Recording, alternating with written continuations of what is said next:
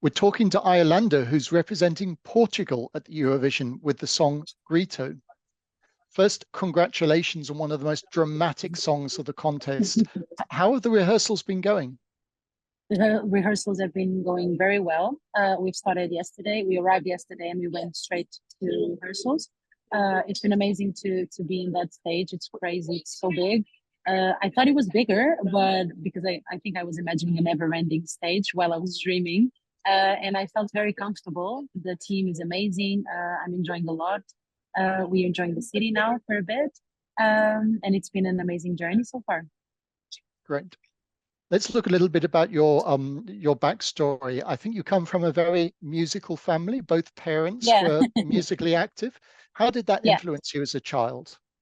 I think I've been growing up doing a lot of music interventions during my life. So I've played with my father, my mother, and my young sister at this group, like a traditional Portuguese music group that played an instrument called cavaquinho, which is similar to the ukulele, but a bit different. The sonority is much higher, I would say, with more high notes. And then just like I've been enjoying my music since I'm very young. So they've influenced me a lot by their records that they will listen. A lot of Brazilian music, a lot of Portuguese references as well. I don't know. I've been taught to listen to a lot of music to go away from like just being stuck in my phone or just like being inside of my house a lot of the time. So I've been just like learning my way through music because I've lived music since I was very young. So it's so I'm super grateful because my parents never gave up, and they always like in how can I say that they always influenced me to follow what I love, and music has been that. So yeah. So I'm going to mention one song and tell me what you remember about it. My Immortal by Evanescence. Yeah, that was the first song I actually sang live in a contest at my school. It was the first contest, and I won the first spot. It was really cool because I was 11 or 12, I think, and the prize was going down the river with kayaks back in Portugal. So it was an amazing journey because I was so afraid, but I went there. I've enjoyed the stage, and I think it's the moment where I realized that I wanted to do this for the rest of my life. So yeah, it was super fun and super beautiful for me. And of course, as an adult, you've appeared in various casting shows, finally in X Factor. How was the experience? And do you think casting shows are a good thing for young singers? I think they are always a good thing for young singers. I think also at the same time that we should prepare the young singers to not expect as much as sometimes we expect during TV shows, because obviously a TV show has a lot of steps, and winning is not only the only step, if you know what I mean. So I guess the opportunities and what you live inside of the TV show, it's very much important rather than just winning. You can learn a lot, and I've learned my way through it, and I've became better and better with myself and better to others by sometimes accepting a no. And I think it's very important to accept a no. So yeah, I think I'm stronger, and they made me stronger. And of course, at 24, you went to London to study in a songwriting course. How did you find Yeah. London? And is it easier or harder to write music for other people?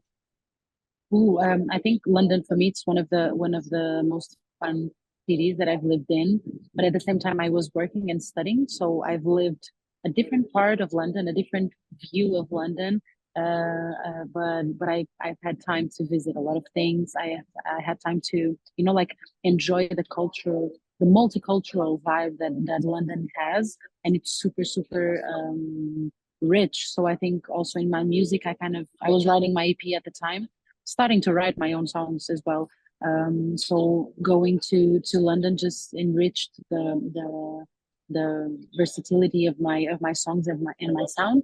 And I think I don't know, everybody should visit London at least one time, because it's so rich in terms of culture. Obviously, it's a bit gray, but I guess it's for me it inspires me, so I'm totally cool with that.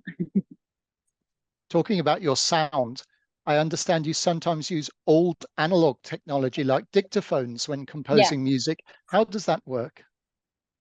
I think for me, it's just like making it as much natural as possible. So if you are, for example, I have a song in my first EP that I recorded with my iPhone, and then I did the studio adaptation, and we joined both of the versions. I think for me, the best thing that I could for me to explain that would be that like joining styles and joining different textures just makes the song richer. So for me, it's like literally making it as much natural as possible and enjoying the process of it. If you are recording on your phone and you like what you're listening to, why not post it like that? Because maybe the listeners will feel the same. Sometimes it's a risk, but I guess you should take risks in life. So yeah. So back to Eurovision, how are you finding Sweden so far? And do you have any plans to meet up with Jason while you're here? Oh, I would love to. I'm actually trying to enjoy the best I can because there's so many stimulus, there's so many things happening. We got out of the hotel today, so we are trying to live it a little bit. We're having some food here in the downtown part of Malmo. The architecture is so different from Portugal, and I find it so funny because obviously in Portugal we have different styles of like buildings and stuff. So yeah, I'm enjoying a lot. I don't know if I'm gonna meet him. I would love to. Let's see if that happens, if I have time or he has time. But yeah, I'm super excited to meet more. Also the artists. We've been trying to meet each other along the way, but it's been difficult, obviously, because there's a lot of things happening. So yeah, I think in the semis we're gonna be able to spend more time together. Thank you, Iolanda. One last question. When can we see your Eurovision performance in Australia and how can we vote for you? So I've heard you can watch it. It's a bit early, but you can watch it on Wednesday, 5 a.m. in the morning on SPS. Please check it out. I'll be super grateful. And if you can vote for me, I would be super, super, super happy to be in the finals. Thank you so much. Thank you.